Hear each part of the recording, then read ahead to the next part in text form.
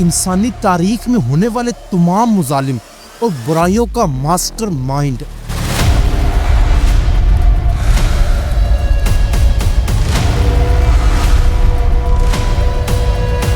فرعونوں، میں تمہارا رب ہوں، میں ہی تمہیں رزق دیتا ہوں، مجھ سے بڑا کوئی نہیں، میرے سوا کوئی طاقت نہیں۔ ہٹلر، یہ فوج میری طاقت ہے اور طاقت ہمیشہ جیتتی ہے۔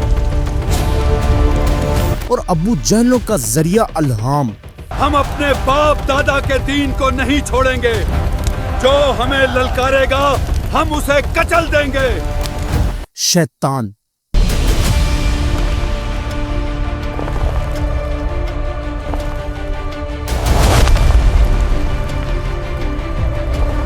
آج ہم شیطان کی عبرت ناک زندگی کے بارے میں تفصیل سے بات کریں گے، اور شیطان کو ایسا کیا ہوا کہ وہ اللہ کے اتنے قریب ہونے کے باوجود اچانک باغی ہو گیا، اور وہ انسانوں کا اتنا بڑا دشمن آخر کیسے بن گیا۔ آج ہم شیطان کی زندگی اور اس کی ہمارے خلاف چالوں کا مکمل جائزہ لیں گے۔ اس ویڈیو کے لیے گہری علمی تحقیق، تحریر، صداکاری اور ویڈیو ایڈیٹنگ پر کام کیا گیا ہے۔ حق کو پھیلانے کے مقصد سے کام کرنے والی ہم ایک رضاکار ٹیم ہے۔ اس محنت اور دین کی تبلیغ میں تعاون کرنے کے لیے آپ ہمارے چینل کو سبسکرائب کریں اور ہماری محنت میں شریک ہو جائیں۔ روایات کے مطابق زمین پر انسانوں سے پہلے جنات بستے تھے۔ وہاں فساد برپا کرنے اور خون بہانے والے جنات کے ایک گروہ کے خلاف اللہ تعالیٰ نے ابلیس کی قیادت میں فرشتوں کو بھیجا۔ شیطان نے اپنی فوج کے فرشتوں کے ساتھ مل کر جنات کو عبرت ناک شکست دی اور انہیں زمین کے دور دراز علاقوں میں بھیج دیا۔ اس فتح کے بعد شیطان کے دل میں یہ احساس پیدا ہوا کہ میں نے وہ کام کر دکھایا جو پہلے کوئی نہ کر سکا، اور وہ تکبر میں مبتلا ہو گیا۔ اور یہی تکبر اس بیج کی طرح تھا جو اس کی پوری زندگی کو الٹ پلٹ کر دینے والا تھا۔ اس واقعے کے کچھ عرصہ بعد اللہ تعالیٰ نے فرشتوں سے خطاب فرمایا، جیسا کہ یہ آیت میں بیان کیا گیا ہے۔ تمہارے رب نے فرشتوں سے کہا، میں زمین پر ایک خلیفہ بنانے والا ہوں۔ تو فرشتوں نے عرض کیا، یا اللہ، کیا تو وہاں اسے پیدا فرمائے گا جہاں وہ خون بہائیں گے اور فساد برپا کریں گے، جبکہ ہم تیری تسبیح و تقدیس کرنے والے ہیں؟ تو اللہ پاک نے فرمایا، بے شک جو میں جانتا ہوں وہ تم نہیں جانتے۔ جب شیطان نے یہ سنا تو وہ اس بارے میں گہرائی میں سوچنے لگا کہ انسان کیسے ہوں گے، مجھ سے افضل ہوں گے یا ادنا۔ اسی دوران اسے معلوم ہوا کہ انسان مٹی سے پیدا کیا جائے گا۔ یہ سن کر اس کے دل میں سکون پیدا ہوا، کیونکہ اس نے سوچا کہ نئی مخلوق مٹی سے پیدا کی گئی ہے، اس لیے وہ مجھ سے ادنا درجے کی ہوگی، کیونکہ شیطان خود بے دھوئیں کی آگ سے پیدا کیا گیا تھا، اس لیے وہ سمجھتا تھا کہ وہ انسان سے بہتر ہے۔ مٹی لائی گئی اور اللہ تعالیٰ نے اسے انسانی شکل دی۔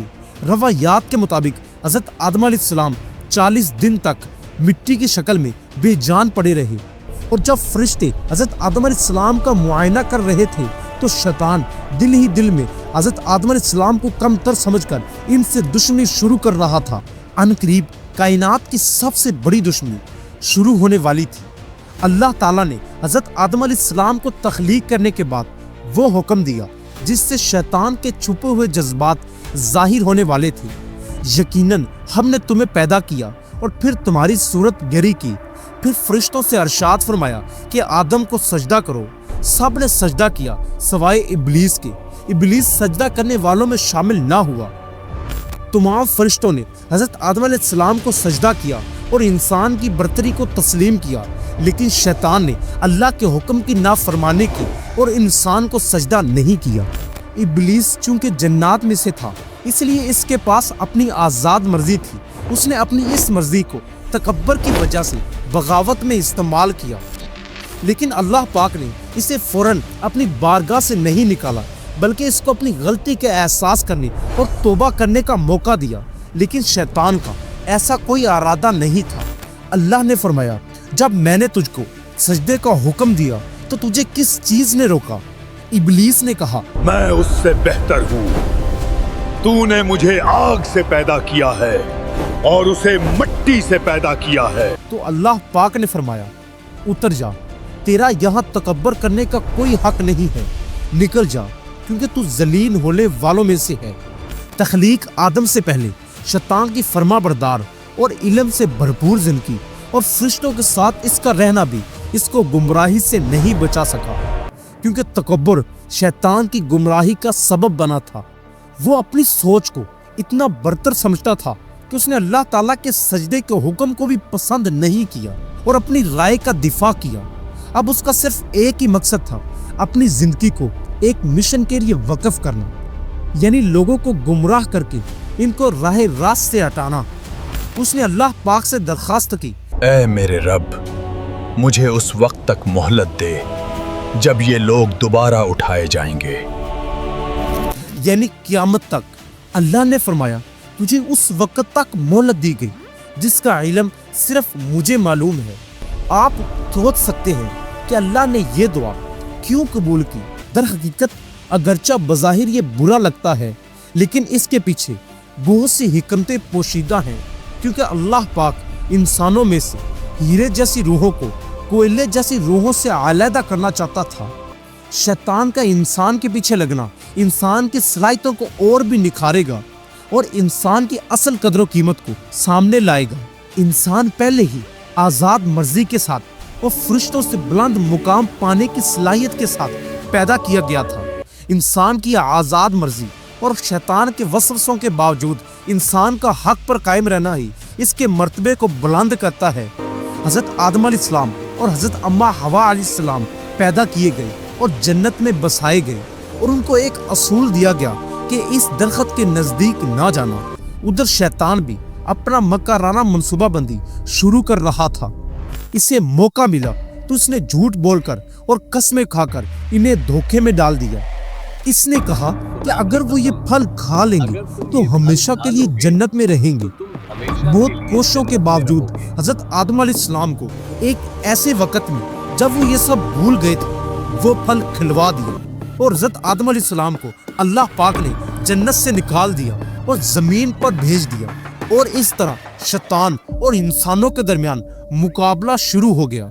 जी हाँ, शैतान हमेशा ऐसे ही चालों, झूठ और फरेब से काम लेता है, जिस तरह उसने हमारे वालिदैन हज़रत आदम अलैहिस्सलाम और हज़रत हवा अलैहिस्सलाम को धोखा दिया। इस तरह वो तमाम इंसानों और हमें भी मुसलसल धोखा देने की तरीके ढूंढता रहता है। यानी हम एक बाखबर इंसान शनास और तजर्बाकार दुश्मन की बात कर रहे हैं। इसलिए इन चालों से बचने के लिए ज़रूरी है कि हम अपने दुश्मन यानी शैतान की चालों को बेहतर तौर पर समझें कि शैतान की क्या चालें हैं और हम इससे कैसे बच सकते हैं।